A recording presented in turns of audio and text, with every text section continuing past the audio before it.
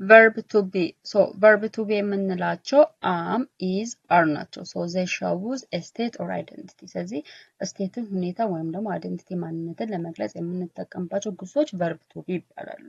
so simple present tense ላይ የምንጠቀማቸው verb to beዎች am is እና are ናቸው so ለአይ am እንጠቀማለን ለሂ ለሺ ለኢት ለሲንጉላር ሰብጀክት ደግሞ is እንጠቀማለን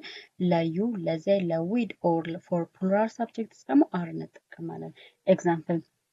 I am happy እኔ ደስተኛ ነኝ so I am expressing it is my identity so እኔ ምን አይነት ሁኔታ ላይ እንደሆንኩኝ or identity ወይም ስቴትን እየገለጽኩ ነው I am happy እኔ ደስተኛ ነኝ she is a doctor so it is a state እሷ ምን እንደሆነች እየገለጽን ነው ማለት ነው she is a doctor she የሚለው it is a singular subject ስለሆነ it is እንጠቀማለን they are players so እነሱ ተጫዋቾች ናቸው so what are they are players ማለት ነው so እነዚህ verb to be ይባላሉ